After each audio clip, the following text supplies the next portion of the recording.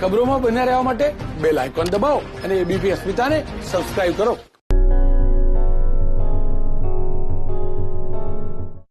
ABP અસ્મિતાની વિશેષ રજૂઆત મારું શહેર મારી વાતમાં આજે વાત કરીએ અમદાવાદના રામોલ વિસ્તારની। રામોલના સ્થાનિકો શું સમસ્યાથી પીડાઈ રહ્યા છે અને પ્રશાસન પાસે શું છે સમાધાનની અપેક્ષા, આવો જોઈએ આ અહેવાલમાં। મારું શહેર મારી વાતમાં આજે આપણે આવી પહોંચ્યા છે રામોલ વિસ્તારમાં। ત્યારે રામોલના સ્થાનિકો છે, આપણે એમની પાસેથી જાણશું કે એમને શું સમસ્યા નડી રહી છે। જી, સૌથી પહેલા તો જણાવશો રોડ રસ્તાની જે સમસ્યા છે તે કેવી છે અને શું માનો છો આપ રામોલના રોડ રસ્તાઓને લઈને? અહીંયા રામોલ વિસ્તારમાં રોડ રસ્તા તો સાવ ખરાબ છે અને બીજી વસ્તુ એ કહીશ કે એક બાજુ વિકાસની વાતો થાય છે। જ્યારે વિકાસની વાતો કરવામાં આવે છે તો વિકાસ આપણે જોઈએ છે કે આ એક એવો એરિયો છે કે જ્યાંથી આપણા ગૃહમંત્રી પ્રદીપસિંહ જાડેજાનો વિસ્તાર છે। જો તે વિસ્તારના જ રોડ રસ્તા સારા ના હોય તો આપણે બીજા વિસ્તારની તો વાત જ શું કરીએ। અને બીજી વસ્તુ કે પૂર્વ વિસ્તારમાંથી સૌથી વધુ ટેક્સ લેવામાં આવતો હોય તો પશ્ચિમ વિસ્તાર જેવી સુવિધા પૂર્વ વિસ્તારને કેમ આપવામાં નથી આવતી? ચાહે રોડ હોય, રસ્તા હોય, ગટર હોય, કોઈ બી બાબતે જે પૂર્વ વિસ્તાર વંચિત છે તે વિસ્તારની સમસ્યાઓ દૂર કરવા માટે અમે જે વિકાસની વાતો કરતી સરકારને એટલું જ કહેવા માંગીએ છીએ કે આ વિકાસ જલ્દી થાય। અને એક આપણે નીતિન કાકા એવું કહેતા હતા કે ભાઈ ફંડ નથી, બરાબર, તો જે અમે ટેક્સ ચૂકવીએ છીએ એ રૂપિયા જાય છે ક્યાં? ખાલી તાઇફાઓ કરવામાં જ જતા હોય તો પછી અમારા જોડે ટેક્સ શું કામ લો છો? તો અમારા ટેક્સની જે અમને સુવિધા જોઈએ તે સુવિધા પૂરી પાડવા અમે મેયરશ્રી તથા નીતિનભાઈ તથા વિજયભાઈ રૂપાણીને એટલું જ કહીએ છીએ કે આ રોડ રસ્તા સુધરે જેથી અકસ્માત ન થાય। અન્ય એક જે આપણી સાથે અહીંના સ્થાનિક જોડા છે, આપણે એમની પાસે જાણશું એમનું શું માનવું છે। જી, જણાવશો આપણે કઈ સુવિધાઓ નથી મળી રહી ને શું સમસ્યા છે? આપણા રામોલ હાથીજણ વોર્ડમાં આપણે અત્યારે જ્યાં ઊભા છીએ તે રામોલ હાથીજણ વોર્ડ વિસ્તાર છે।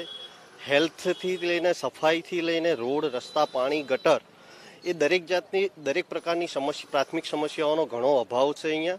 અને રિસન્ટલી જ હમણાં રામોલ ગામમાં એક હેલ્થ અર્બન સેન્ટર હતું આરોગ્યનું, તો એ રિસન્ટલી બંધ કરવામાં આવ્યું છે। એના કારણે આ કોરોના જેવી મહામારી અંતર્ગત જે લોકોને હાલાકી પડે છે કે નજીકમાં નિઃશુલ્ક દવા એ લોકોને મળતી હતી એ બંધ થઈ ગઈ છે। હવે આ લોકો ખબર નહીં આવી મહામારીની વચ્ચે પણ આ રીતના અર્બન હેલ્થ સેન્ટરો બંધ કરશે તો લોકોની હાલત શું થશે?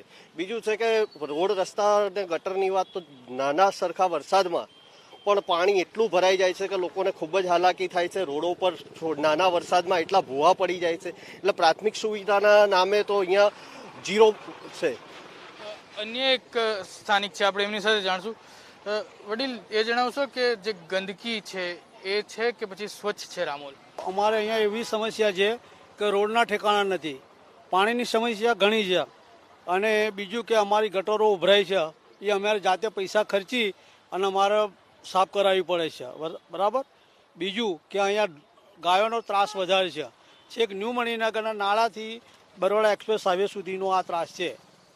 અહીંયા જે તો પહેલી વખત તો રોડ રસ્તા બધા તૂટેલા છે, એના લીધે છે ને બહુ ટ્રાફિક થાય છે। અહીંયા બસ જો એક બસ આવી જાય તો પછી રિક્ષાવાળાને કે બાઇકવાળાને નીકળવામાં બહુ તકલીફ પડે છે। અને બીજી વાત કે અહીંયા જે છે ને છે કે આખા રામોલની વાત કરીએ તો મોસ્ટ ઓફ બધા 99% જે બધા રોડ તૂટી ગયેલા છે। આ પ્રદીપસિંહ જાડેજાનું ક્ષેત્ર હોવા છતાં જો આવી રીતે આપણાને રોડ રસ્તા ન મળે તો પછી તો આખા અમદાવાદની વાત જ ક્યાં રહી? અને ગાંધીનગર બાજુ તમે જોઈ જાઓ સાહેબ, એ બાજુ તો કેટલા જ સારા રસ્તા છે, તો જો એ બાજુ રસ્તા એવા હોય તો અમારી બાજુ કેમ ન હોય? અમે જે કે આ ટેક્સ નથી ભરતા। અન્ય એક સ્થાનિક છે, આપણે એમની પાસે જાણશું। પીવાના પાણી કેવું આવે છે રામોલમાં? પીવાનું પાણી એટલું જ ખરાબ આવે છે કે એ પીવાના પાણી લાયક જ નથી, પહેલી છેલ્લી વાત। અને પાણી તો અમને મળતું જ નથી। જો સારું પાણી જોઈએ તો ટેક્સ ભરવા હોવા છતાં પાણી ના મળતું હોય, વેરો ભરવા હોવા છતાં પાણી ના મળતું હોય, તો અમારે કરવાનું શું? અમારે ક્યાંથી પાણી લાવવું પડે છે એ આ લોકોને નથી।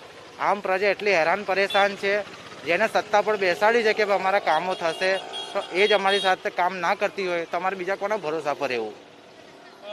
તો આ હતા રામોલના સ્થાનિકો, જેમનું કહેવું છે કે અમે જે લોકોને ચૂંટ્યા છે તે લોકો પણ કંઈ જવાબ નથી આપી રહ્યા।